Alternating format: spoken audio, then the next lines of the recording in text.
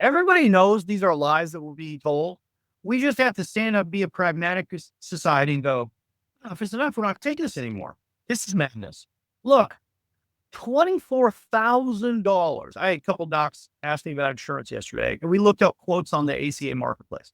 $24,000 with an $8,000 out of pocket max.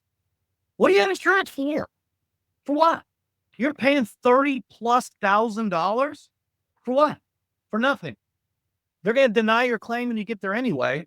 It doesn't make sense, and it's time for Americans to say, I've had enough. This is what I'm going to do. And there's some very pragmatic steps they can take and just start solving this problem. How do you solve this problem? By the way, I think it begins with you, not me. I think it begins with you. I think you've got to fix independent practice on a practice level. Right. One of the things we started doing, we're doing it successfully in 4 states. This year we'll grow to 10, and hopefully word gets out quicker and people start doing it on their own. Dutch Rojas doesn't need to be the only guy starting businesses. But I started forming coalitions with all the independents in different states. And so what that looks like is you have a practice, and like in New York, let's say between Long Island and North Jersey, right? Like the summits of the world and Jersey City, you've probably got 4,800 independent physicians, right? And so we're uniting those under one umbrella only for the purposes of payroll, benefits, and all the other insurance lines.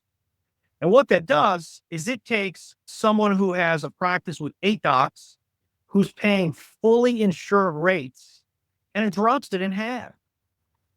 And so the important piece is when you're not paying $20,000 in premiums or $24,000 for your family, and it drops in half, or if you're a single doc, you have no wife, no children, nothing, or you have no spouse, no children, and it starts at $1,200 and it drops to $900.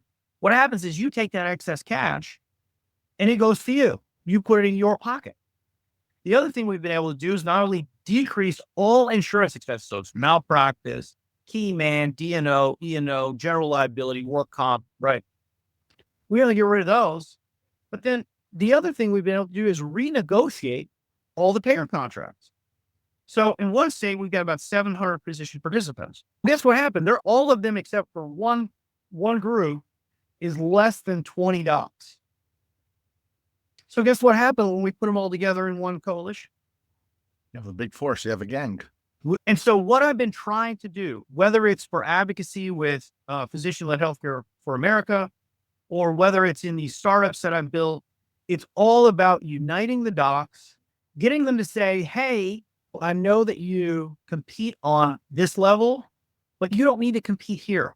You don't need to compete on human resources. Any policy book is a policy book. Right. Benefits aren't just benefits. Benefits, when compressed together, can save you a lot of money and you can have significantly better benefits. Right.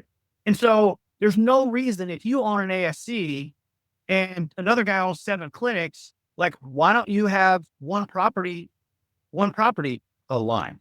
Like, why do you want to pay independent? Why don't we just look at it and see if we can get quotes for less?